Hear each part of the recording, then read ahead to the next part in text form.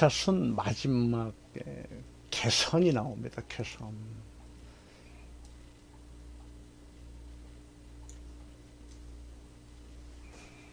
임프루브먼트, 그죠? 임프루브먼트.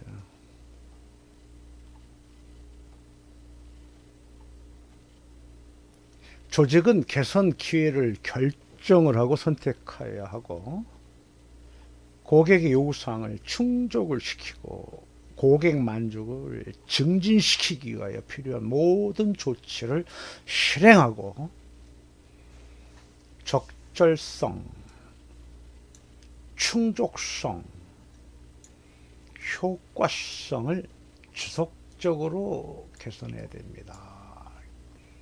그리고 제일 마지막에 지속적 개선이라고 요구사항이 나옵니다. 따라서 10.3이 마지막입니다. 여러분, 우리가 학습하려는 이 품질 경영 시스템 요구사항의 최종 종점이 지속적 개선이라고 지금 방금 말씀을 드렸습니다. 그렇다면 용어의 정의 다시 한번 살펴봅시다. 지속적 개선이 뭐였습니까?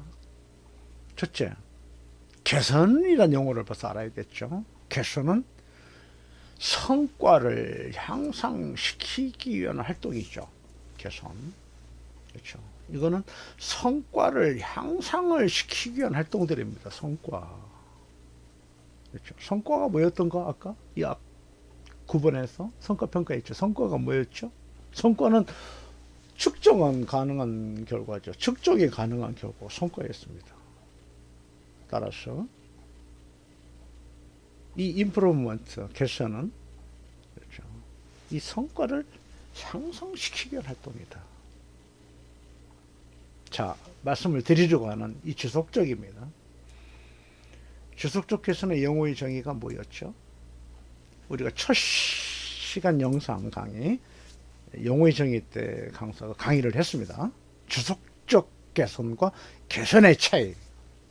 그래서 개선의 용어의 정의는 성과를 향상시키기 위한 활동 했습니다. 그리고 그 밑에 지속적 개선이 나옵니다. 지속적 개선은 똑같은 용어의 정의입니다. 성과를 향상시키기 위한 활동인데, 지속적 개선은 반복적 단어가 딱 들어갑니다. 그 사이에. 그렇죠? 그래서 지속적 개선은 반복적으로 성과를 향상시키는 활동입니다. 반복적. 여러분, 이 continual이라는 단어가 있죠. 영어. continual. continual의 뜻이 뭐죠? 계속적이라는, 계속적. 끊임없이. 또 빈번하게. 우리말로 계속적이고 끊임없고 빈번하게, 이걸 묶어서 뭐라고 표현할 수 있을까? 반복적. 아주 우리 한글 참 멋있는 용어입니다. 반복적, 계속적과 끊임없고 빈번하게, 반복적, 임프루브먼트, 개선한다 하고 되어 있습니다. 용어의 정의를 살펴보면 요구사항을 이해하는 데 큰 도움이 됩니다. 이게 의사소통에 서로 대화를 하는데 표준이지 않습니까? 그래서 주변 우리 직원들, 같이 함께 일하시는 분들, 품질 경영 시스템을 학습하기 앞서 요구사항부터 이해를 하고 활용할 수 있도록 자기 나이에 맞게, 나이가 50이신 분은 50번을 읽어야 되고, 그렇죠. 35세일 때는 35번만 읽으면 충분합니다. 한두 번 읽어서는 될 얘기가 아닙니다.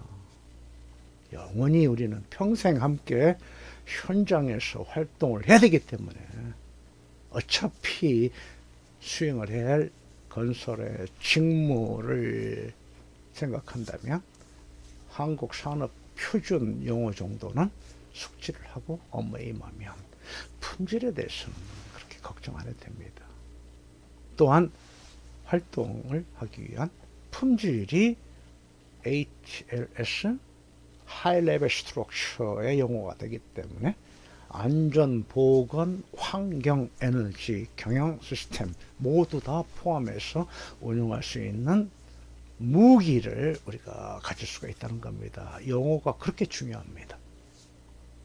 그래서 품질, 안전, 환경, 에너지 이거를 다 안전 보건까지 묶어서 건설 경영이 공사 관리를 하는 거잖아요. 공사 관리, 그렇죠. 공사 관리, 공정 관리, 품질 관리, 환경 관리, 안전 보건 관리, 공무 관리, 이게 공사 관리, 이게 현장 관리지 않습니까? 현장 관리의 가장 기본이 IS 2015년 버전 용어의 정의라는 점을 다시 한번 상기를 우리가 하고 숙지하면 좋겠습니다.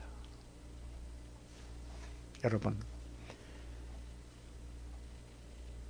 성과를 향상시키기 위한 활동의 용어의 정의가 개선이었다면, 여기 보면 그 시정이라는 단어와 부적합이라는 단어가 항상 걸림돌이 되는 겁니다. 우리에게는. 그렇죠. 이거 용어 알면 괜찮습니다. 시정이라는 것은 발견된 부적합을 제거하는 행위를 시정이라고 했었고, 부적합이라는 것은 규정된 요구를 충족하지 못한 상태를 우리는 부적합이라고 했습니다. 그렇다면, 그렇죠. 시정을 하면, 그렇죠. 끝난다는 게 아니죠. 품질은 지속적 개선을 기할 수 있다면, 그렇죠. 그 다음 단계인 예방, 프리벤션도 생각을 해야 되겠죠. 예방은 다음에 반복적으로 나오지 않도록 잠재적인 어떤 부적합 또는 기타 원인을 제거, 그렇죠. 다시 한번 잠재적인 상황의 그 원인을 제거하는 행위를 우리 예방이라고 했었거든요. 프리벤션, 그렇죠. 프리벤션이 방지하는 거잖아. 방지, 그렇죠.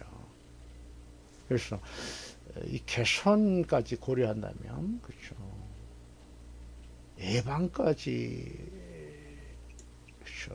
고려해서 지속적 개선이 될 수 있게끔 현장 활동을 하면 저는 품질 활동이 충분히 효과적으로 운영이 될 것이라고 항상 생각을 하는 것입니다.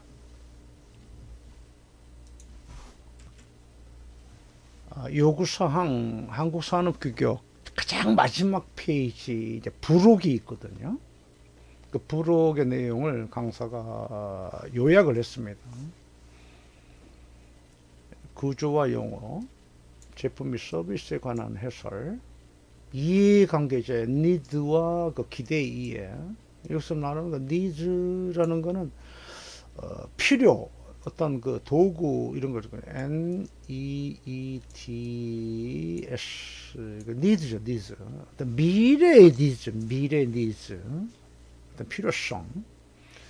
자, 그 다음에 이제 RBT라는 단어가 나오죠. 이거 강사가 앞 시간에 참 많은 말씀을 드렸습니다. 리스크 베이스 띵킹, 리스크를 기반으로 사고, 그 다음에 이제 적용 가능성, 문서화된 정보, 그다음에 조직의 지식, 외부에서 제공되는 그 프로세스, 우리가 협력업체 개념으로 건설을 공사 수행한다고 봤을 때 해당되는 용어가 이거 될 것 같아. 그죠? 외부에서 제공되는 프로세스, 일부의 공정, 일부의 프로세스를 아웃소싱 시킨다, 그런 개념이거든요. 그다음에 제품 및 서비스의 관리, 우리는 이제 시공적으로 고려해서 업무를 수행을 하고 있다 보면 되겠다. 그렇죠? 그리고 서비스는 영역 활동, 뭐 설계나 감리, 그렇습니다. 이러한 자료들이 그 요구사항에 대한 내용들을 쫙하고 정리해서 핵심의 내용을 부속서에서 다시 명확하게 명시를 해주는 거죠. 아주 좋은 자료라고 생각합니다. 강사처럼 이러한 그 스탠다드 표준 규격은 시중에서 이렇게 구입을 할 수는 없죠. 할 수 있는 방법이 있다면 인터넷 그 포토 사이트에 가셔서 인터넷 포토 사이트 검색창에 그 그 영어로 이 나라 표준이라고 합니다. 화면 보시고요. 이 소문자입니다. 그래서 이 나라, 그렇죠. 이 나라 표준 이렇게 검색 용어를 이렇게 하시고 그렇죠. 이 나라 표준입니다. 그러면은 한국 그 표준협회로 하는 그 기관이 운영하는 포털 사이트가 뜹니다. 거기에 자기가 원하는 이 규격번호, 뭐 KSIS 9000 2015 딱 이렇게 요구한다고 하면 거기에서 이제 자료를 볼 수도 있고, 그렇죠. 또 다운로드도 받을 수 있고, 참고하실 내용은 유료입니다. 유료. 이렇게 해서 자료를 같이 함께 볼 수가 있습니다. 자, 그러면 이제 기본 그 PPT 파일로 제가 준비한 자료 슬라이드는 이제 다 했고요. 관련되는 그 품질 계획서를 함께 보는 시간을 갖도록 하겠습니다.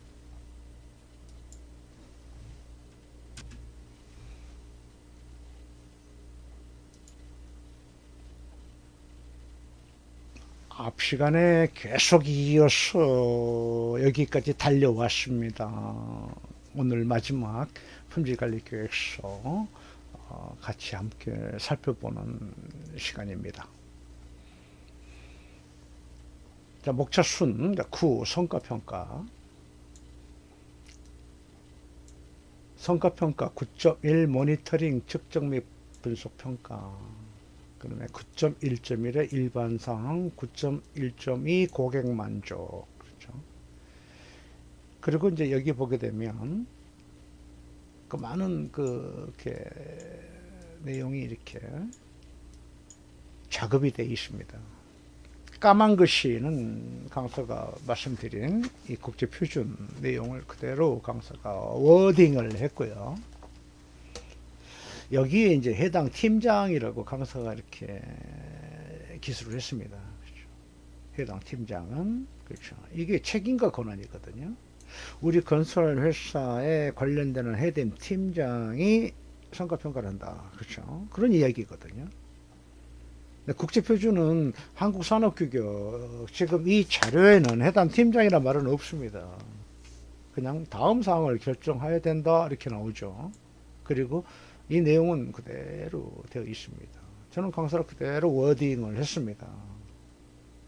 역시 고객 만족 해당 팀장은 이렇게 나옵니다. 그리고 회사 실정에 맞게끔, 그렇죠, 업무를 부여하면 되는 거거든요. 여기서 해당 팀장은 누구냐 이게 중요할 때, 그렇죠, 이거는 뭐 공사 부장님이 될 수도 있겠고, 그래서 책임과 권한에 이걸 명시를 해주면 됩니다. 구 성과평가에 나오는 모니터링 측정 분석 평가 책임과 권한 해당 팀장 누구, 그렇죠, 공사과장 이렇게 하면 되는 겁니다. 그래서 앞에 책임과 권한에 명시했다면 여기 본문에 나와 있어 이렇게 명시도 해주면 되겠지만 책임과 권한은 또 바뀔 수도 있는 거니까, 바꾸다 보면 또 다 바꿔야 되는 거니까 강사는 이렇게 편리하게 하기 위해서 이렇게 딱 명시해 놓으면 되는 겁니다. 만약에 우리가 내부 심사 내지는 2자 심사 또는 3자 심사를 할 때 심사원 되시는 분이, 자, 여기서 말하는 해당 팀장은 누구지요? 할 수도 있지 않겠습니까? 그럴 때는 앞에 가면 책임과 권한이 있거든요. 거기 명시 딱 해주면 됩니다. 아, 이거는 공사과정이 하는 업무입니다. 이렇게 말을 해주면 명확하게 되는 거죠. 해당 팀장이라고 제시되어 있는데 책임과 권한에 명시가 되어 있지 않으면 그 자체가 부적합이죠. 그래서 부적합이 어떻게 되는 겁니까? 책임과 권한에는, 그쵸, 해당되는 업무를 부여해서 활동하도록 되어 있으나 9.1 모니터링 측정 그리고 분석 평가의 그 담당 팀장 용어에 해당하는 팀장이 자격 부여가 되지 않았음. 이렇게 딱 하면 부적합이잖아요. 그렇죠. 그래서 부적합 요건 번호는 9.1.1의 알파벳으로 소문자 A, 또 9.1.1 알파벳으로 소문자 A 이렇게 되는 거죠. 해당 팀장에 대한 요건에 해당 팀장이 배치가 안 돼 있으니까 부적합이죠. 그 부적합 조항번호라고 합니다. 그거를 부적합 조항번호. 그렇다면 부적합 조항번호에 의한 시정조치 결과 보고는 그렇죠. 9.1.1에 해당 팀장은 그렇죠. 책임과 권한이 요건 번호가 있을 겁니다. 4.2.3, 4.2.4 책임과 권한에 의한 해당 팀장의 9.1에 해당 팀장은 공사부장으로 자격 부여하였음. 그럼 부적합이 해결이 된 거지요.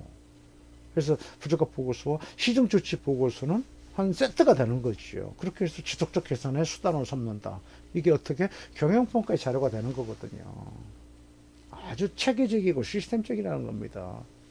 이게 현장에 그렇죠. 녹아 있어야 된다는 겁니다. 이 업무하는 방법에 대해서 업무하는 그 어떤 규정이 전 직원들이 녹아 있어야 돼요. 녹아 있다는 얘기는 뭐냐면 젖어 있어야 된다는 거죠. 습관화가 돼 있어야 된다는 거죠.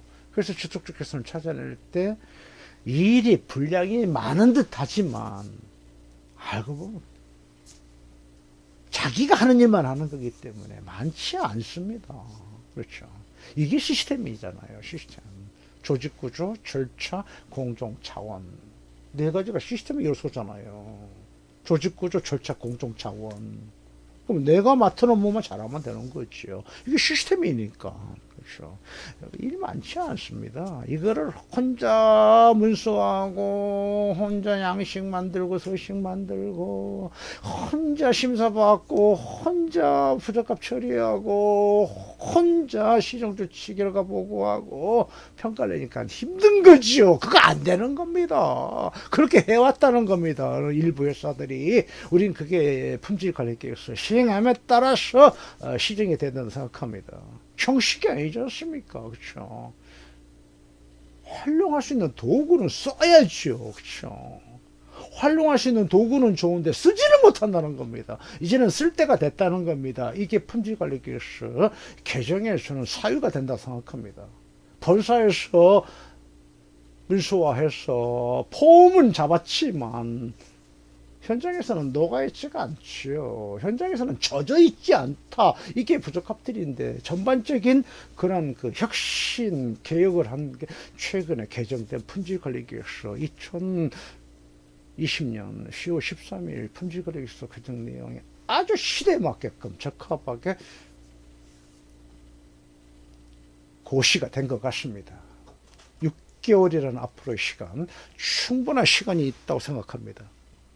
이제는 전 건설 기술인들이 품질관리계획서를 활용을 하는 시기가 저는 왔다고 생각합니다.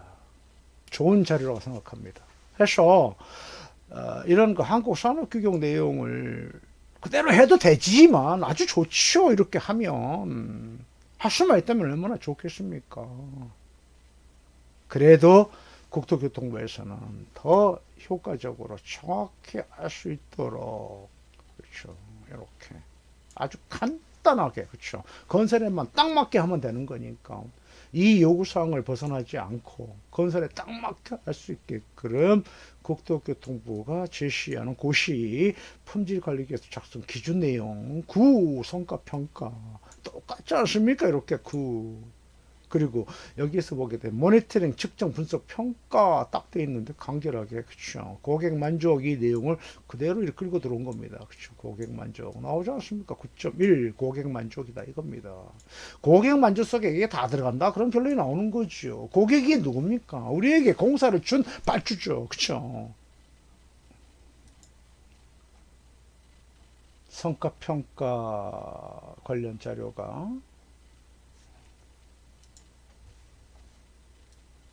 국토교통부 품질관리계획서 기준의 성과관리 이렇게 되어 있고요.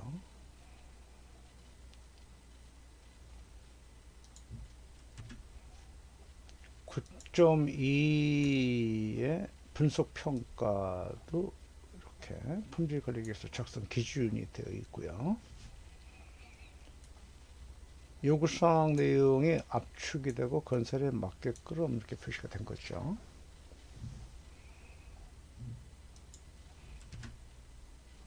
내부 심사 관련 요구사항이 있다면 건설에서 요구하는 품질관리기획서 내부 심사 내용도 이렇게 볼 수가 있습니다.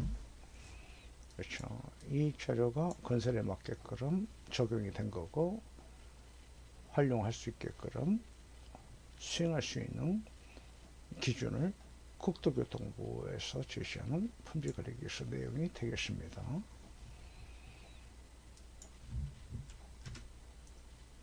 9.3에 이제 경영검토에 관한 내용이 나옵니다. 자, 그럼 다음 페이지에 넘어가서 경영검토 요구사항이 있다면 역시 건설공사 품질관리계획서 작성 기준에 9.4 경영검토가 이렇게 되어 있습니다. 요구사항에 대한 내용을 건설 실정에 맞게끔 이렇게 작성이 되어 있습니다.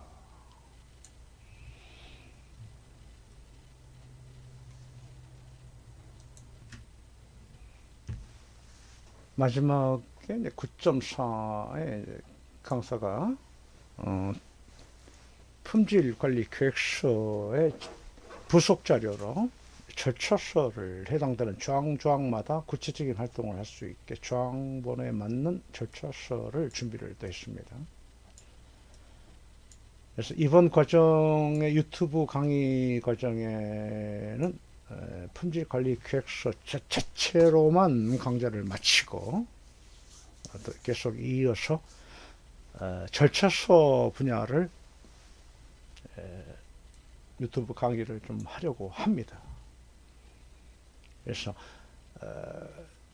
9번에 해당되는 관련 문서는 보시는 것처럼 프로세스 성과관리 절차서라든가 고객만족관리 절차서라든가 데이터 분석관리 절차, 내부 심사 절차, 경영검토 절차 이게 필요하다 생각을 합니다.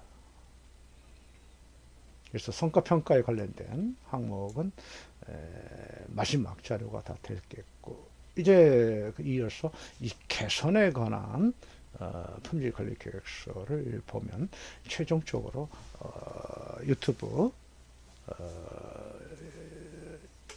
강좌를 마치게 되는 겁니다.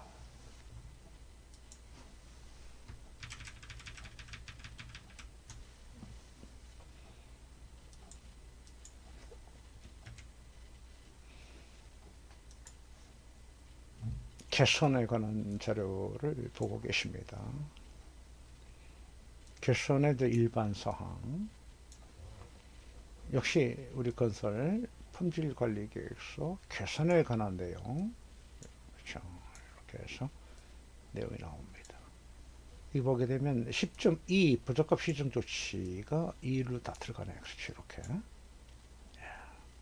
그래서 까만 글씨와 이 파란 글씨의 차이는 앞 시간에 설명을 드렸습니다. 까만 글씨는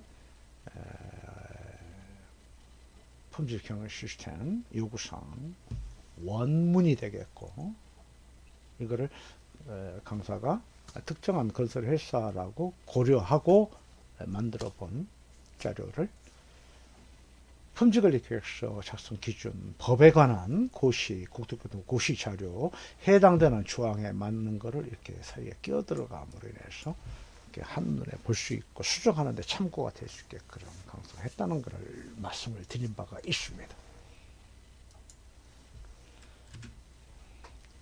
그래서 continuous improvement 지속적 개선한다. 그죠? 10.3 최종 마지막 요구사항입니다. 이게 건설공사 지속적 개선에 해당되는 내용으로 이렇게 볼 수가 있습니다. 그래서 이 자료가 이렇게 건설에 맞게끔 적용이 된 겁니다. 해당되는 관련 문서에 강사가 준비한 부적합 및 시정조치 절차서라든가 지속적 개선 절차서는 또 추가로 부속 자료로 강사가 만들어 본 자료가 있음을 말씀을 드렸고 다음 기회 강의 시간에 따로 이것만 또 별도로 유튜브 영상 강의를 한번 해 보려고 하고 있습니다.